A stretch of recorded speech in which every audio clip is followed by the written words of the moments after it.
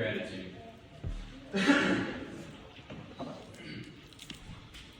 We are approaching the time of the year that we call Thanksgiving. It is a time where we set aside one particular day of the year to return thanks to God for what He has done and how He has blessed us. We do indeed have something to be thankful for today. During this time, many people will be cooking a turkey, making pies, watching football games, or maybe they may even be in the woods hunting. I wonder if in the midst of all the holiday commotion, if people will pause and take time to thank God. I wonder, why do we need a national holiday to remind us to give thanks? There's nothing wrong with having a day of Thanksgiving, but shouldn't every day be filled with thanks to God for what He has done for us? As I think about gratitude, I think that it's a difficult topic to talk about, because those that suffer from ingratitude usually have a hard time seeing their faults, probably me. They seem to thrive on problems, and they never see that ingratitude is something that they need to change. Nevertheless, I believe that ingratitude is one of the most serious of sins, and that gratitude should be very important to us. I believe we live in a nation and among a people who suffer from ingratitude. Ingratitude is a big deal because it fails to give thanks to where it belongs. Also, it seems that ingratitude is a root of many other sins. Ingratitude leads to those sins. Many of the times that we live in disobedience, it can be traced to ingratitude for what God has already done for us. I sometimes wonder why we aren't as thankful as we should be. The first of several reasons I believe that we aren't thankful is because we're spoiled rotten. We here today live in the most affluent country in the world. We have more than most people have.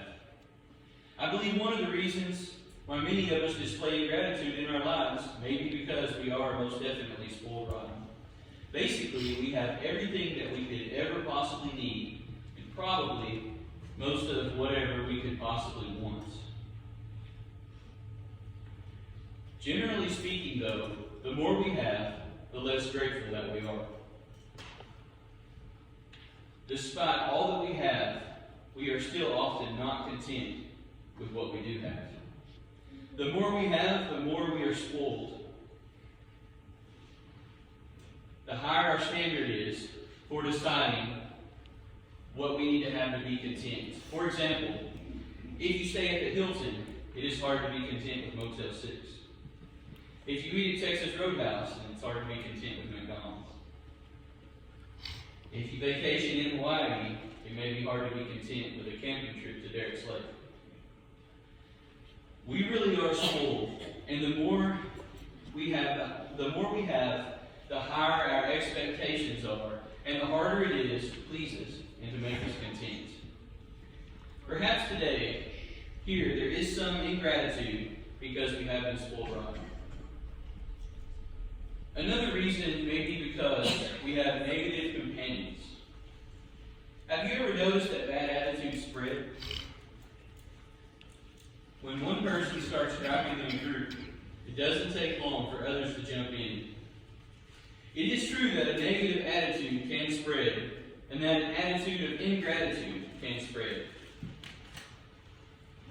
We need to be careful with who our companions are. The Proverbs teach us that a companion of fools shall be destroyed. And 1 Corinthians teaches us that bad company can corrupt good character. We may have to get rid of some of our companions because they cause us to have an attitude of ingratitude.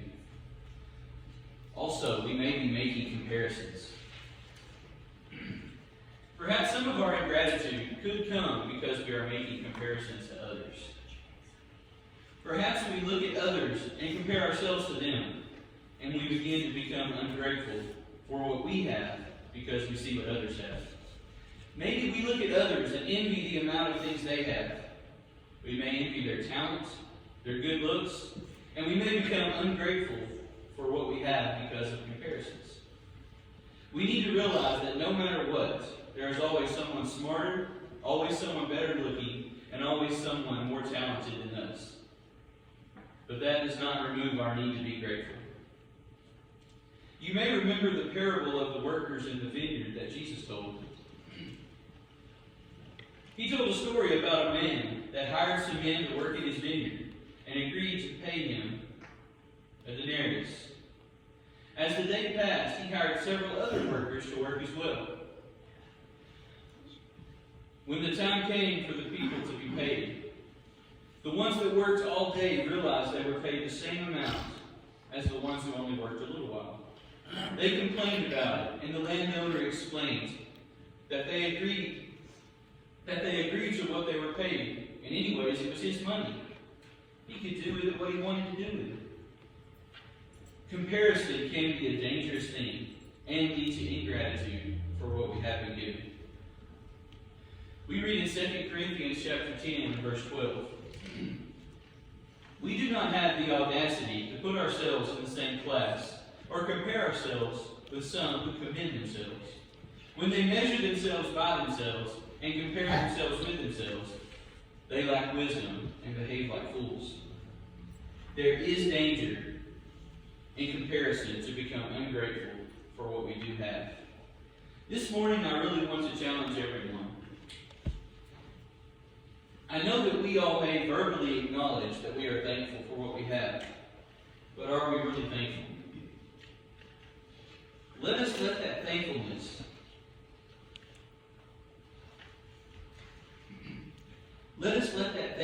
that we have be evident in the way we live our lives.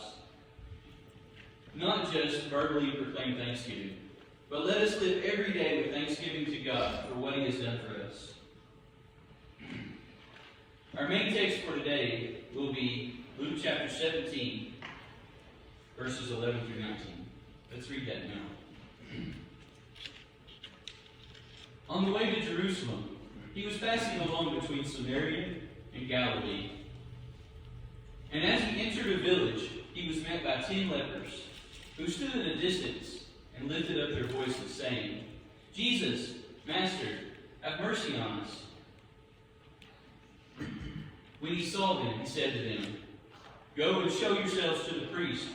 And as they went, they were cleansed. Then one of them, when he saw that he was healed, turned back, praising God with a loud voice. And he fell on his face at Jesus' feet, giving him thanks. Now he was a Samaritan. Remember, the Samaritans were the ones that the Jews hated. But this is the one that gave thanks. Then Jesus answered, Were not 10 cleansed? Where are the 9? Was no one found to return and give praise to God except this foreigner? And he said to him, Rise and go your way. Your faith has made you well. I wonder what happened to the 9. I don't think it says. As we just read, this parable describing a Samaritan with an attitude of gratitude and 9 others with not so much gratitude. Let's focus on several ways to help ourselves have an attitude of gratitude. The first way I see is to realize that everything is the Lord's. Imagine with me that someone invites you to come and house sit for them while they go on a big vacation to Europe. They tell you that they are going to be gone for 6 months, and you can enjoy anything in the house you want. You can drive their fancy cars. You can use their swimming pool. You can have friends over. You can treat the house as if it was yours. You can eat their food. You can live there cost-free. But after 4 months pass, the family arrives back home from their vacation 2 months earlier than they told you they would. How do you respond? Do you get mad and complain and say, You said you were going to be gone for 6 months. That's not fair. Of course not. You thank them for the time they allowed you to enjoy all that they had. If you were to complain, you would come across as ungrateful, and they may become aggravated. The reason you wouldn't have the right to complain is because it was their house to begin with anyway, and not yours. We read in Psalm chapter 24, verses 1 and 2. The earth is the Lord's, and the fullness thereof, the world and those that dwell therein, for he has founded it upon the seas, and established it upon the rivers. A second way to have an attitude of gratitude is to realize what we do have. I think if we were to visit a third world country, or any other country besides the United States for that matter, we may stop complaining about others. If we were to visit with a parent that just lost a child, we may stop complaining about how bad our own kids are. Visit a homeless shelter, and we may stop complaining about our situation. Learn of Christian martyrs, and we may stop complaining about how things are for us. I think a lot of problems come from a failure to realize what we do have. I've heard this story of a 12-year-old boy, and I think it was made into a movie. It goes like this. A 12-year-old boy named David was born without an immune system. He underwent a bone marrow transplant in order to correct the deficiency. Up to that point, he had spent his entire life inside a plastic bubble. He had to be in the bubble to prevent exposure to common germs, bacteria, and viruses that could easily kill him. He lived without ever knowing human contact. When asked what he'd like to do if and when he was ever released from the bubble, he replied, "I want to walk barefoot on the grass and touch my mother's hands." Doesn't that humble you when you think of what we expect and our ungratefulness for what we do have? There would be many in the world that would be ecstatic to actually have what we have. Do you know if you have a Bible at your house, you have more than 1/3 of the world? Most of the world doesn't have the Word of God at their homes, in their homes. Do you know that over 1 million people in the world will not survive this week? Perhaps when we begin to realize what we do have, it changes our attitude somewhat, and we can be grateful for what God has given to us. I love the way the song that we sing, "Count Your Many Blessings," words it. Count your many blessings, name them one by one. Count your many blessings, see what God hath done. Count your many blessings, and it may surprise you what the Lord hath done. We do have many physical blessings. Sometimes I think we take for granted the physical blessings that we do have. We have so much to be thankful for that God has blessed us with physically. We have family, we have friends, we have a church family, and we have homes to go to. We have vehicles. We have the means to get what we need. We have our health. We have jobs. Even if we gripe about our jobs, we still have jobs. And the list goes on and on as to the many physical blessings that we do have. God does not just provide the things that we need, but many times He provides the things that we want also. We read in 1 Timothy chapter 6, verses 17 through 19. "As for the rich in this present age, charge them not to be haughty, nor to set their hopes on the uncertainty of riches, but on God, who richly provides us with everything to enjoy.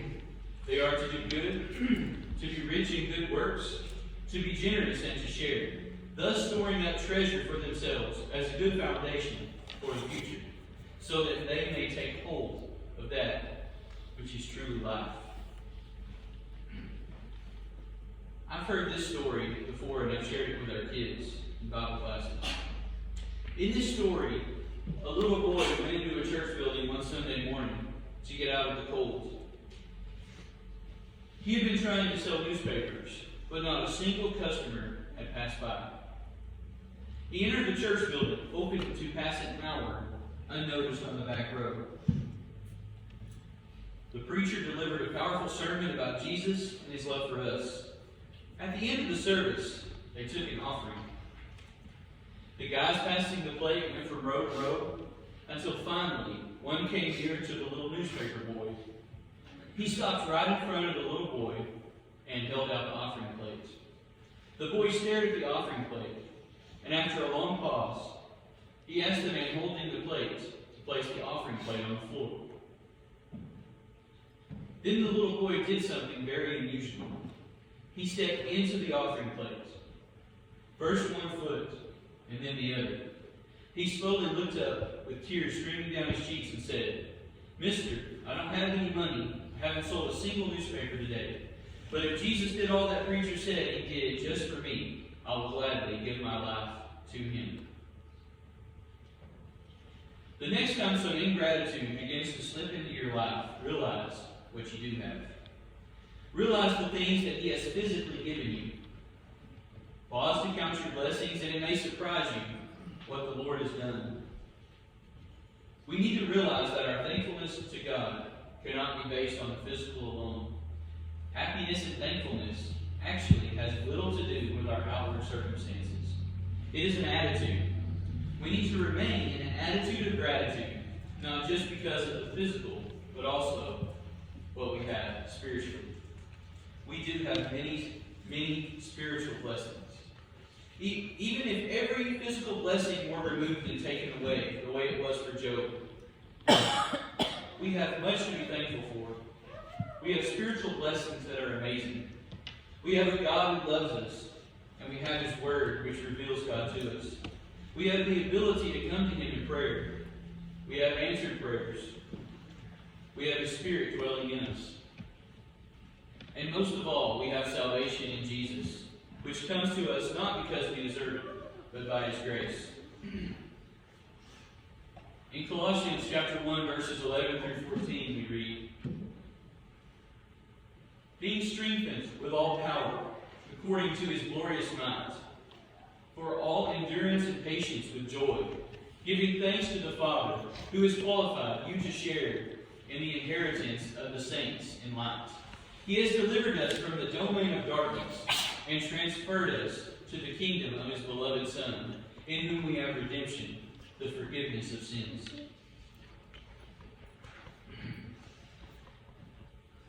Another way that we can work on having an attitude of gratitude is to avoid grumbling and complaining. In Philippians chapter 2, verses 14 through 15, we read, "Do all things without grumbling or disputing, that you may be blameless and innocent, children of God, without blemish in the midst of a crooked and twisted generation, among whom you shine as lights in the world." Let's let that light be a good light. There is great danger in complaining and grumbling. It seems, though, that some have the spiritual gift of complaining. Probably me. I like to complain a lot. I guess it makes me feel better. At a restaurant, everything can be good. But if there's one little problem, we focus on that. At a movie, it can be great, but we focus on the guy with the big head in front of us. We can move into a new house and everything be great, but we focus on the crease in the carpet. We can attend church and everything can be great, but we leave complaining that it was too hot, too cold, too loud, too long, or too many songs were sung. This shows an attitude of ingratitude. God takes this attitude very seriously. We all remember the ungrateful attitude of the Israelites. We remember God saved them from being slaves to the Egyptians. We find them complaining in Numbers chapter 11, beginning with verse 1. "And the people complained in the hearing of the Lord about their misfortunes." These are the people that had just been saved. "And when the Lord heard it, His anger was kindled, and the fire of the Lord burned among them, and consumed some outlying parts of the camp. Then the people cried out to Moses, and Moses prayed to the Lord, and the fire died down. Now the rabble that was among them had a strong craving, and the people of Israel also wept again and said, 'Oh, that we had meat to eat.'" Remember everything they had been saved from. "We remember the fish we ate in Egypt, where they were slaves. The fish cost nothing. The cucumbers, the melons, the leeks, the onions, and the garlic. But now our strength is dried up, and there is nothing at all but this manna to look at. The people went about and gathered it, and ground it in handmills, or beat it in mortars, and boiled it in pots, and made cakes of it. And the taste of it was like the taste of cakes baked with oil. When the dew fell upon the camp at night, the manna fell with it. Moses heard the people weeping throughout their clans, everyone at the door of his tent, and the anger of the Lord blazed hotly, and Moses was displeased.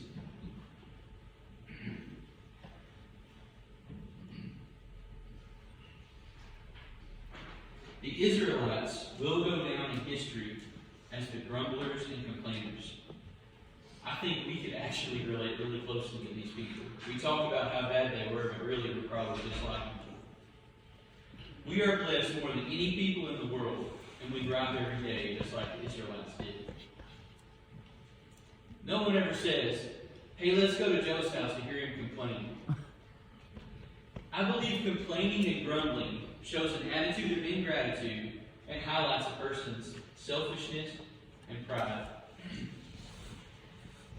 I've read about the man Andrew Carnegie, the multimillionaire, who at one time in his life was the richest man in America. He left $1 million for one of his relatives, who in return cursed Carnegie because he had left $365 million to public charities and cut him off with just a measly $1 million. I'd like to have a lot less than $1 million, and I'd be happy.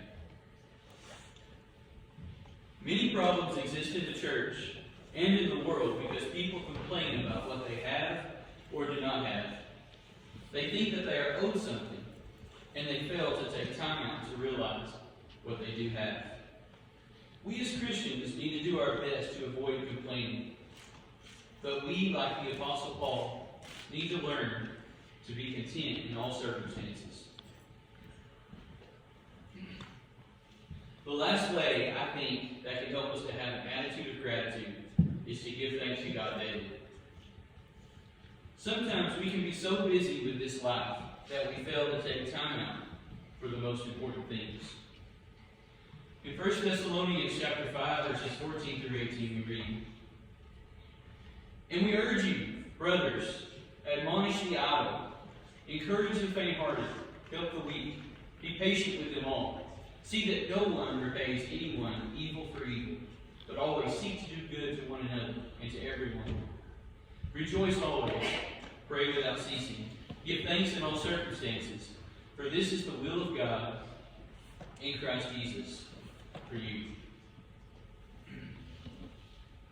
We should always realize what we do have. We also read in James chapter 1, verses 16 through 18. Do not be deceived, my beloved brothers.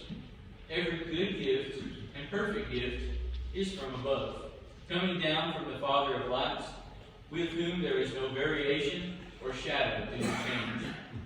Of his own will he brought us forth by the word of truth, that we should be a kind of first fruits of his creatures.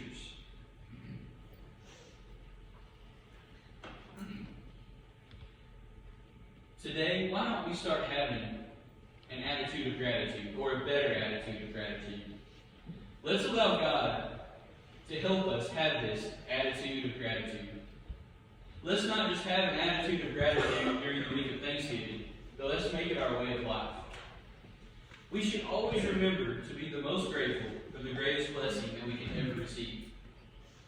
And that's God's grace and forgiveness that puts us back in good favor with him. Today, if you haven't become a Christian by putting your hope in Christ, trusting in him, please do that today. By putting your faith in him, showing the world that you trust him by being baptized, and letting him make you a new creation. If you are a Christian and you have lost this hope, please come back and let Jesus give it back. Let him help you be more grateful for all you have, both physically and spiritually. If you have any other need, we love you and want to help you. Please come while we stand and sing together. Amazing grace, how sweet the sound that saved a wretch like me.